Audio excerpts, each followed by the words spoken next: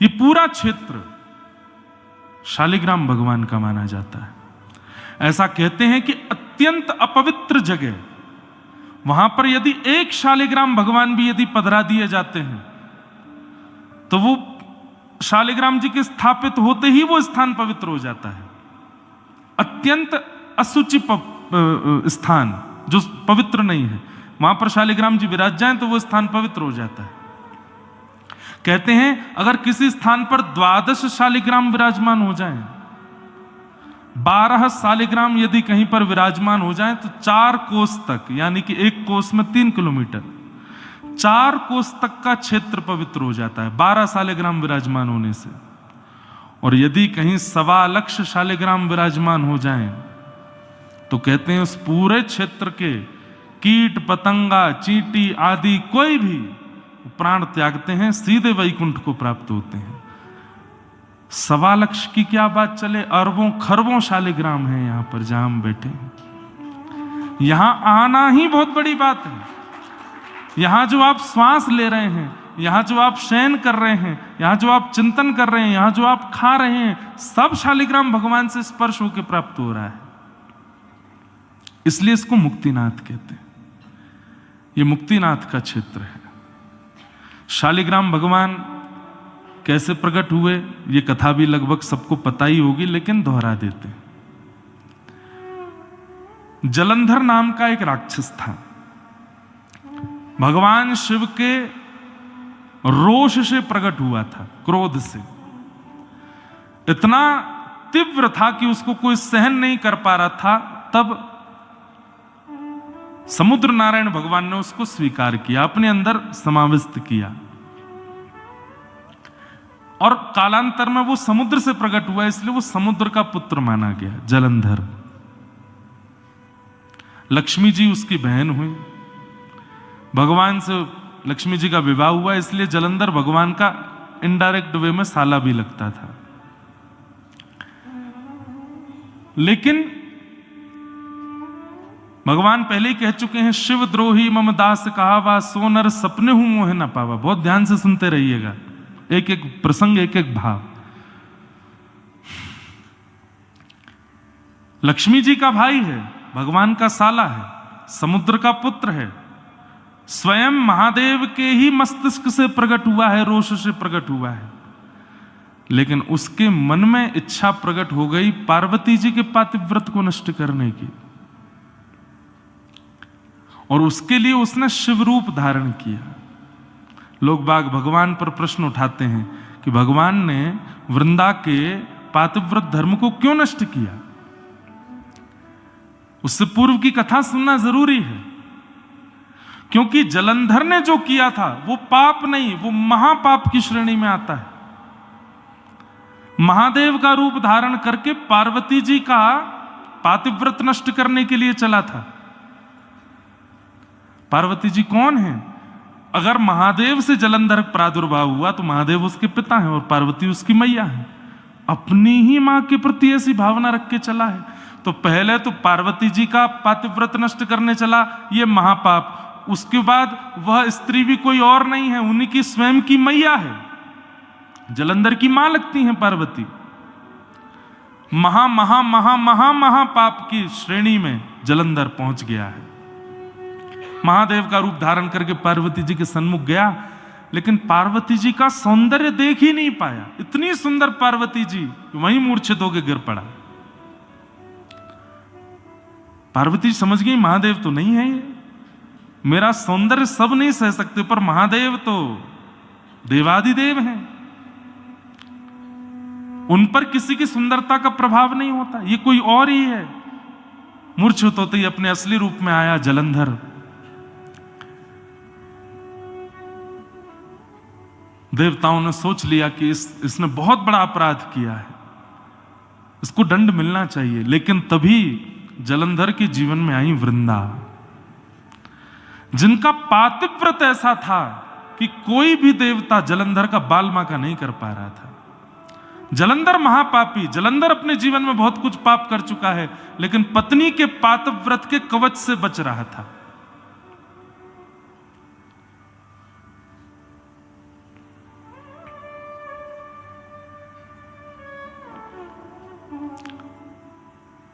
ठाकुर जी को जब ये बात पता चली तो भगवान बोले ठीक है, ये काम हम कर सकते हैं।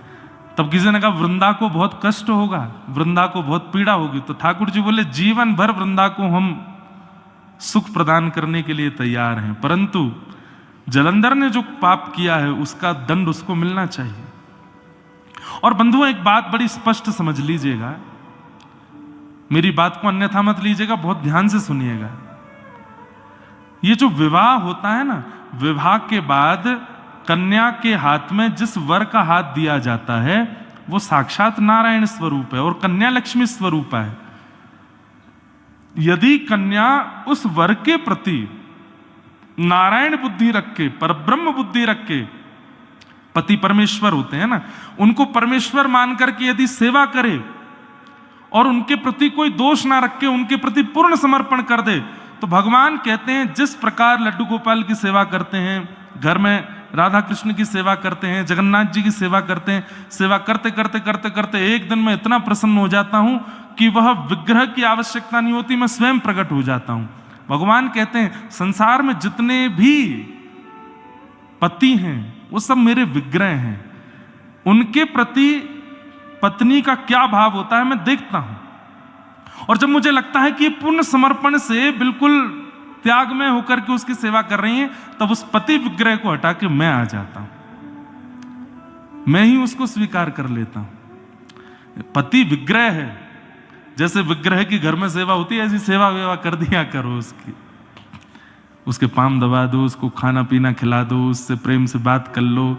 आजकल वुमेन एम्पावरमेंट वाले इसको बहुत गलत लेते हैं। क्यों? पति क्यों नहीं कर सकता? क्योंकि पत्नी उसको लक्ष्मी जी नहीं मिलेंगी ना, आपको ही नारायण मिलने वाले हैं। और इस बात का प्रमाण वृंदा की कथा।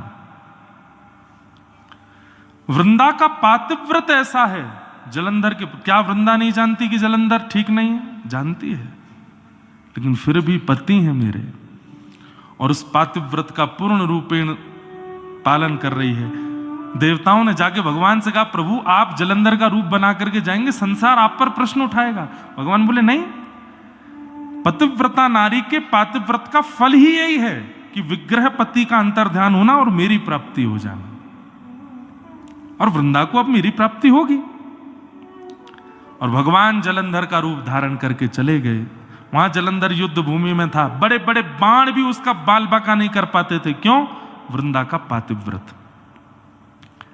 आज भगवान नारायण जब जलंधर रूप धारण करके गए और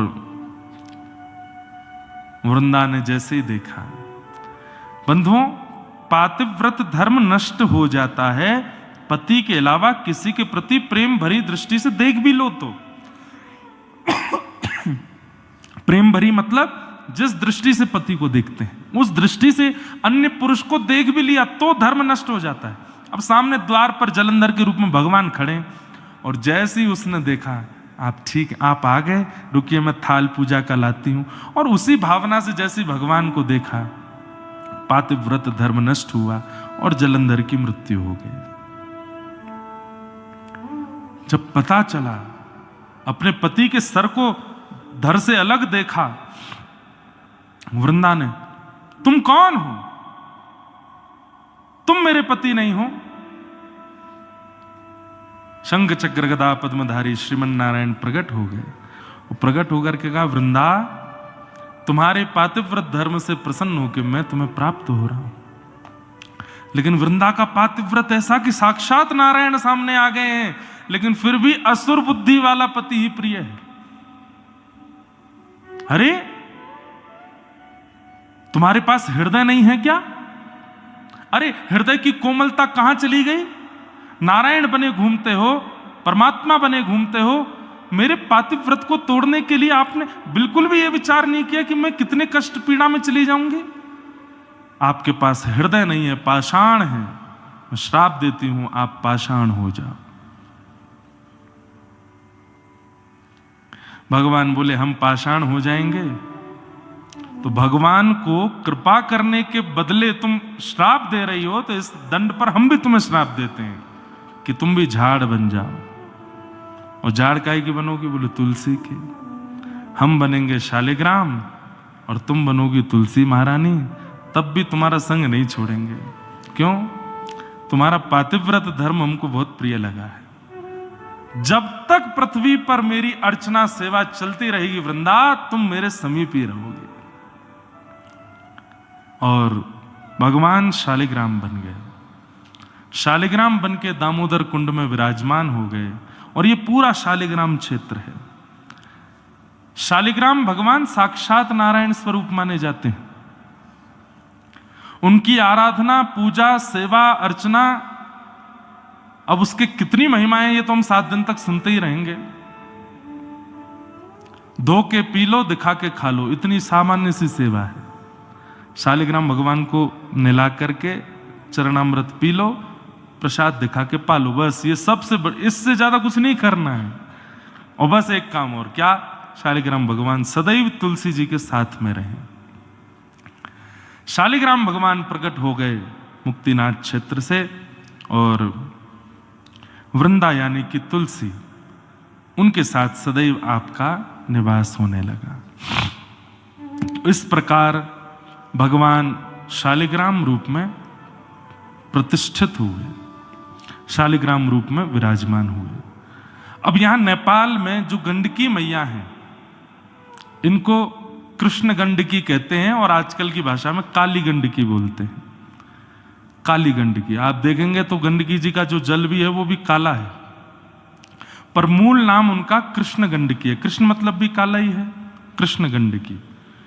एक यहां श्वेत गंडकी भी है, एक श्वेत गंडकी है, एक कृष्ण गंडकी है। ये कृष्ण गंडकी है जो पूरे रास्ते हमको दर्शन देते आ रही थी।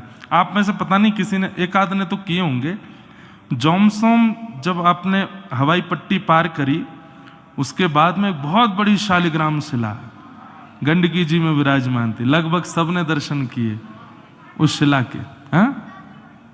हाँ, वो शालिग्राम शिला मैंने भी कल, और उनमें भी चक्रांकित था, चक्र विराजमान। अब ये चक्रांकित कैसे है, इसके पीछे भी 2-3 कथा आती हैं। पहले गंडकी जी की भी एक कथा सुनो। शालिग्राम भगवान का एक और नाम है, क्या? गंडकी नंदन। क्या नाम है? हाँ, क्योंकि गंडकी जो थी ये पूर्व जन्म में एक वैश्या थी, और किसी कारणवश मजबूरी में वो कार्य हुआ होगा। लेकिन आप जब यशोदा जी का चरित्र सुनती थी, कौशल्या मैया का चरित्र सुनती थी, तो नेत्र सजल हो जाते थे। दुनिया की भावना रहती है कि वो परमात्मा मुझे प्रियतम रूप में मिले, लेकिन गंडकी जी अपने पूर्व जन्म में, मुझे नाम स्मृति में नहीं आया, कल पता चलेगा तो मैं बताऊंगा, अपने पूर्व जन्म में ठाकुर जी को यही प्रार्थना करती थी कि नाथ, जय जो सुख आपने यशोदा को दिया, जो सुख आपने कौशल्या को दिया, वो सुख मुझे भी दो, मैं भी आपको गोद में खिलाऊं। तो भगवान प्रसन्न हो गए। प्रसन्न होकर प्रकट होकर बोले, आपने इतनी अच्छी कामना करी है मैया, मैं वचन देता हूं। बोले क्या?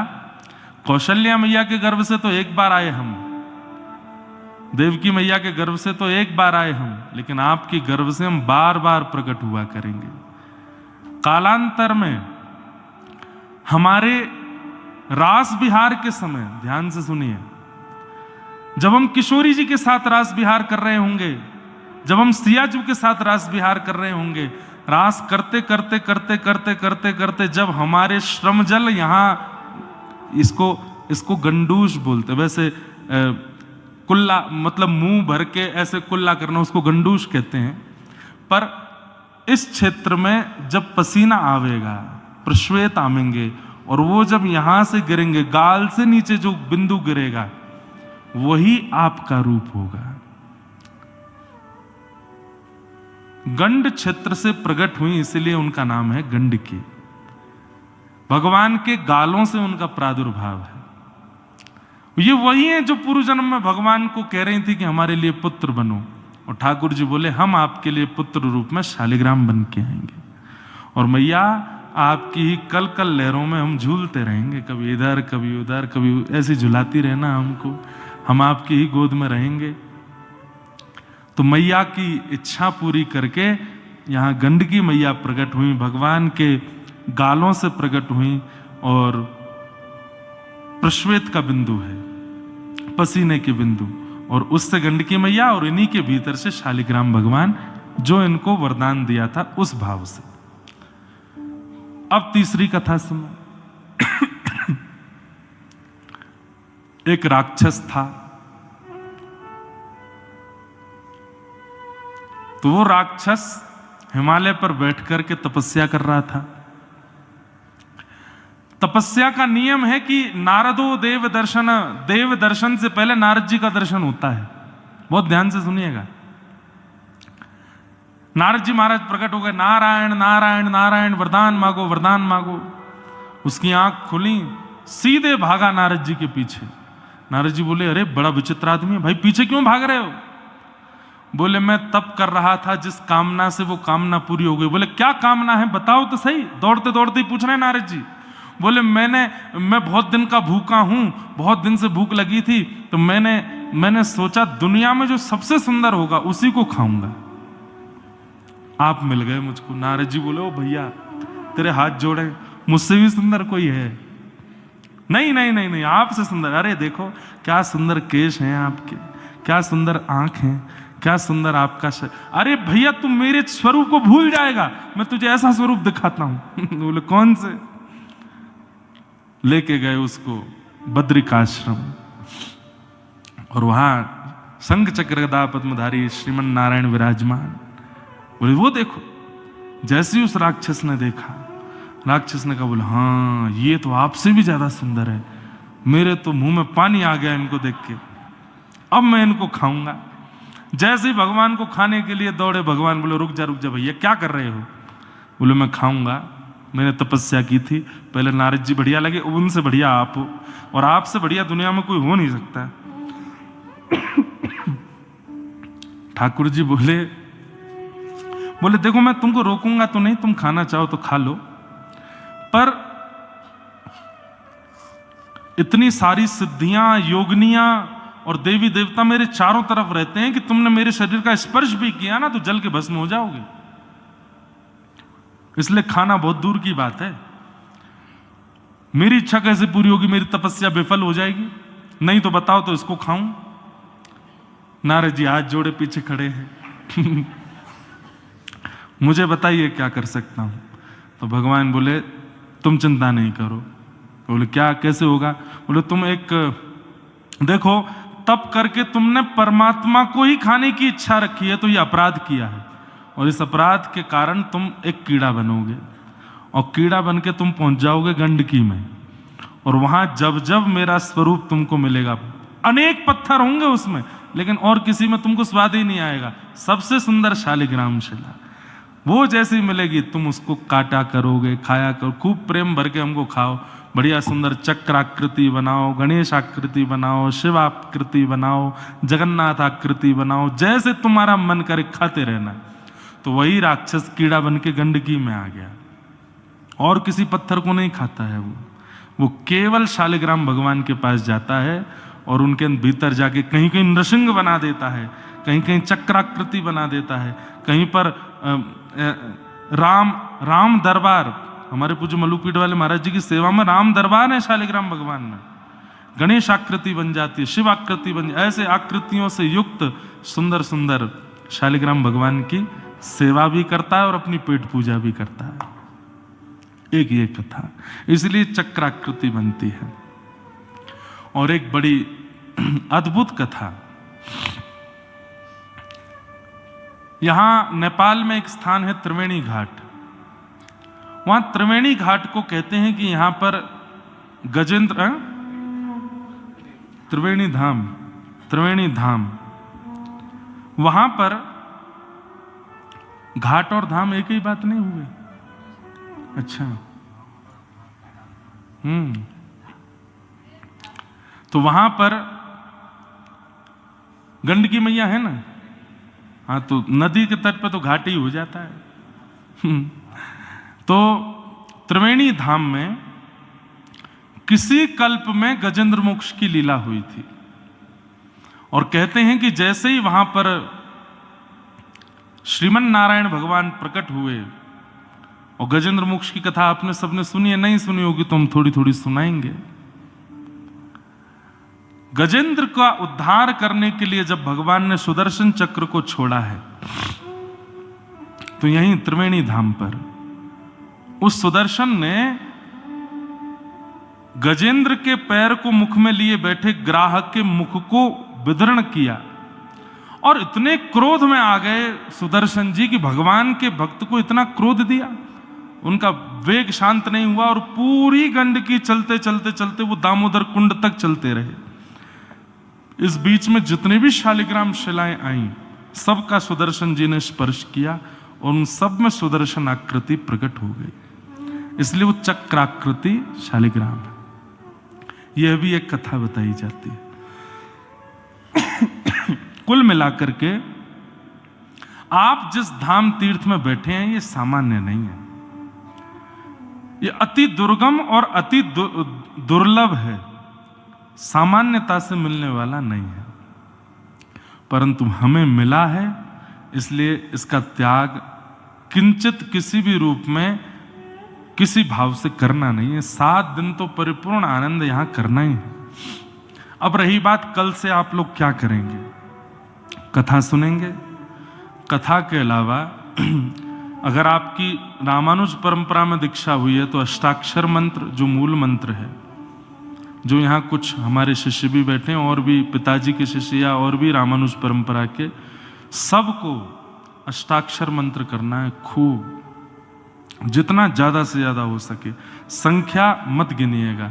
एक तो यहां पर अष्टाक्षर मंत्र करेंगे तो दुगना हो ही जाएगा, अधिक मास में करेंगे तो उसकी फल कितना होगा उसका कुछ हम कह नहीं सकते।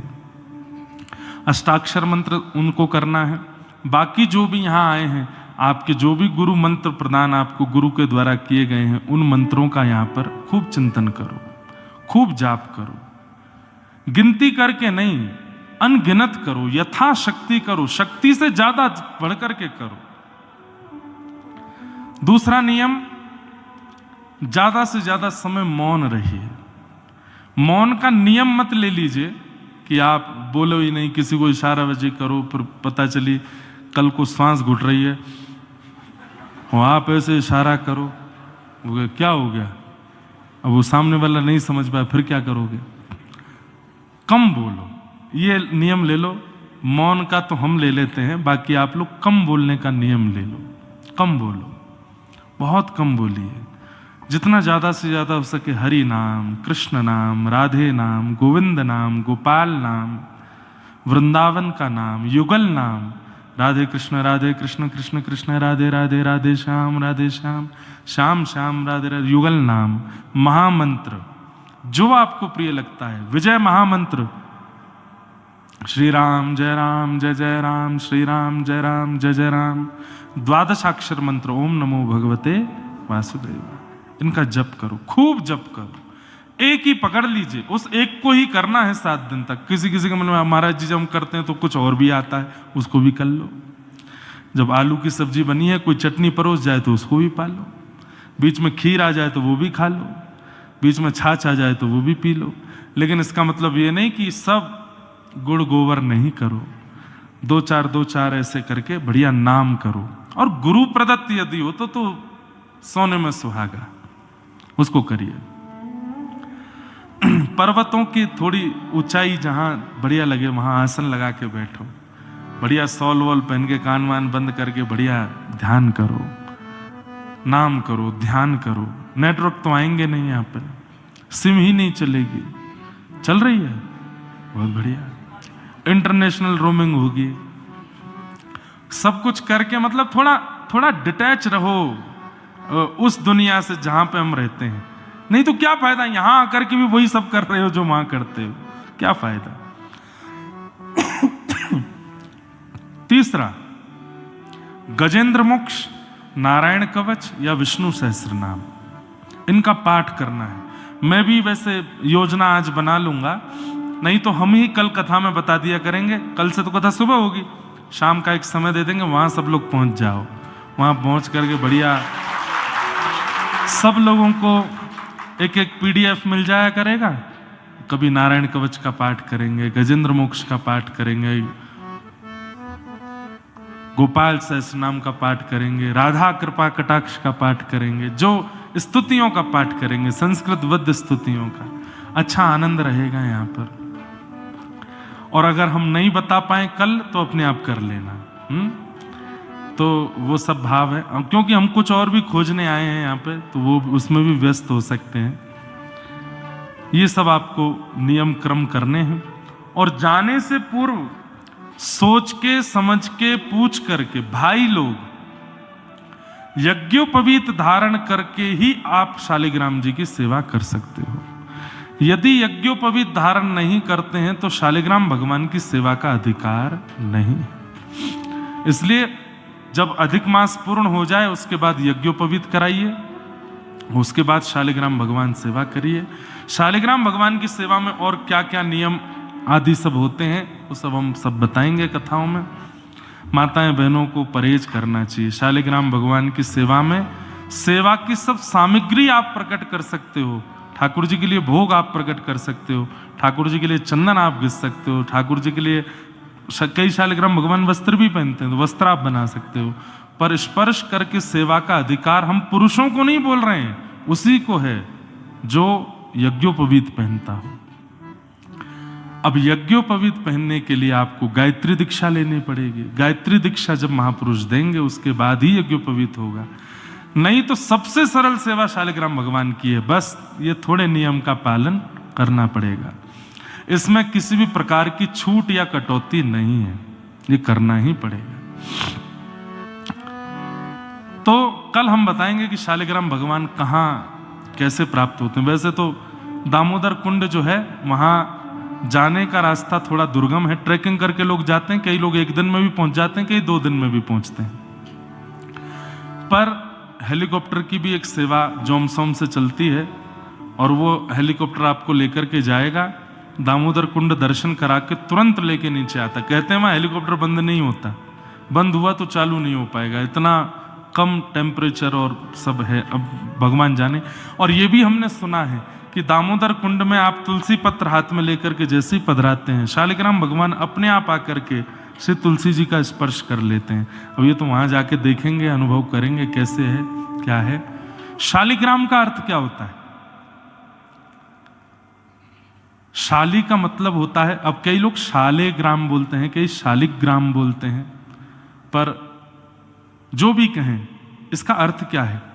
समस्त देवताओं का समूह जहां विराजमान है उनको शालिग्राम कहते हैं। सारे देवता विराजमान हैं उनके अंदर, किसी का आवाहन, जैसे गऊ में किसी का आवाहन नहीं करना पड़ता, सब देवता उसके अंदर विराजमान हैं, ऐसी शालिग्राम भगवान। सारे देवता जिसके अंदर विराजमान हैं वही शालिग्राम। अब एक अंतिम बात पे आऊं मैं, फिर उसके बाद महात्मा कह के विश्राम करेंगे। विश्व में जहां कहीं भी आप भगवान का दर्शन कर रहे हो, अगर वो शालिग्राम निर्मित हैं तो उन सबका जन्म स्थान मुक्तिनाथ धाम है, वो यहीं से ही गए हैं। बद्रिकाश्रम में बद्री विशाल भगवान शालिग्राम स्वरूप है, कहीं ना कहीं से पूर्व में वे भी मुक्तिनाथ धाम से गए।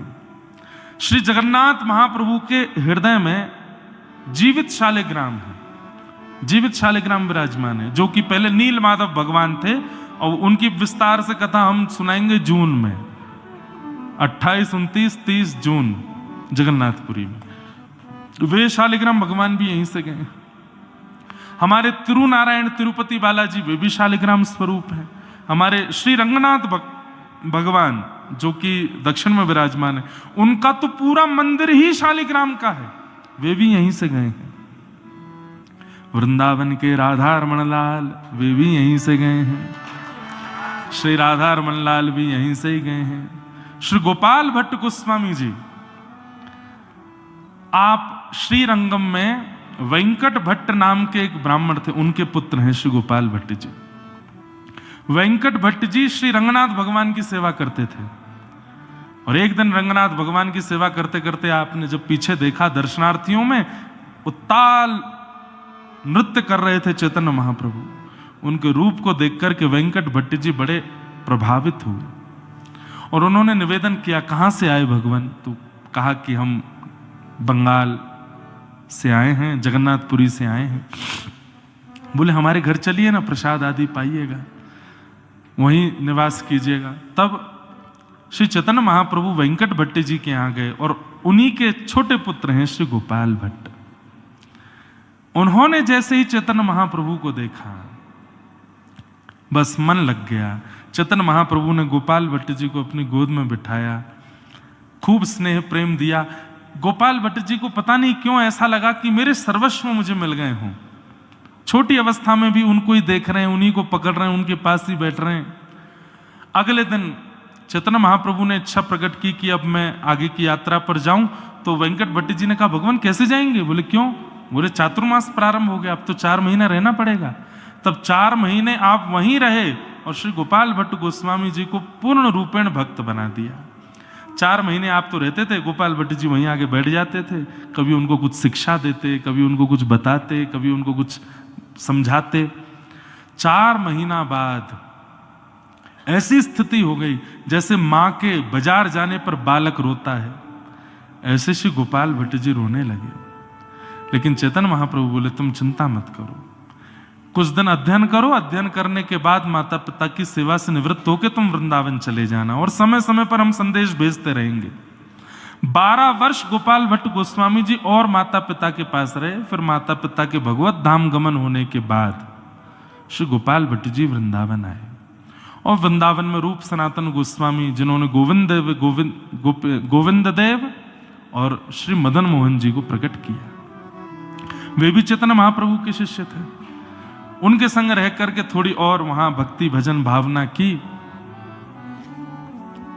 चैतन्य महाप्रभु के एक दिन पत्र आया जगन्नाथपुरी से और श्री गोपाल भट्ट जी को उन्होंने आज्ञा की कि अब हम चाहते हैं कि आप अपने भजन का फल चखो। कैसे? बोले अब वृंदावन से मुक्तिनाथ की यात्रा करो, श्री मुक्तिनाथ धाम जाओ और वहां जाकर के श्री मुक्ति नारायण भगवान का दर्शन करना। वहां के समस्त पर्वत जो हैं बंधुओं, ये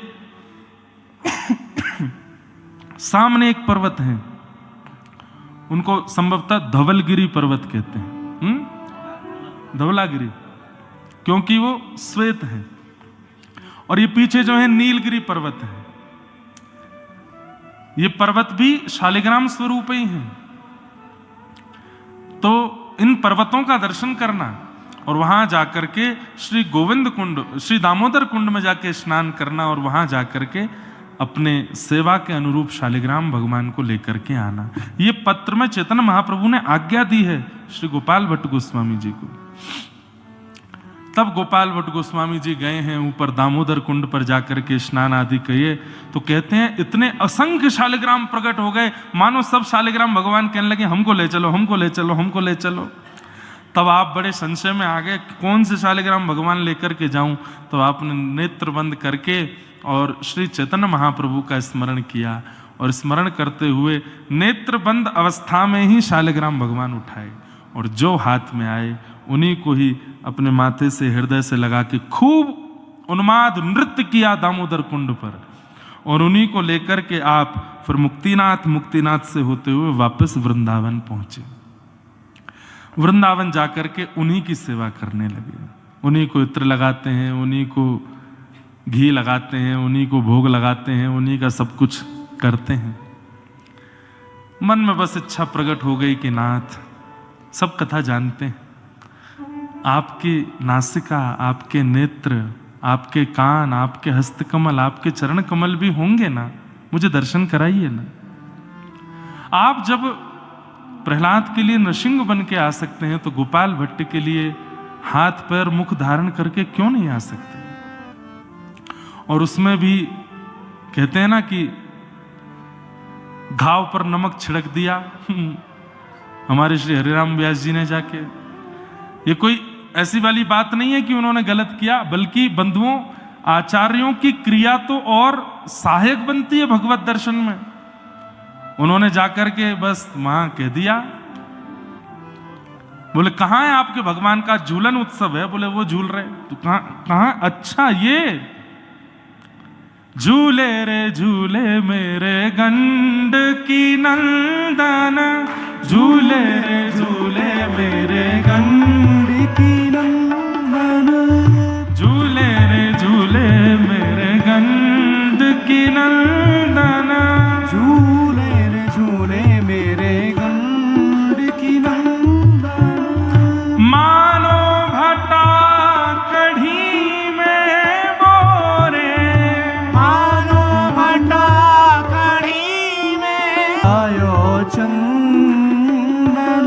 ओ झूले रे झूले मेरे गंडकी नंदन, झूले रे झूले मेरे गंडकी नंदन।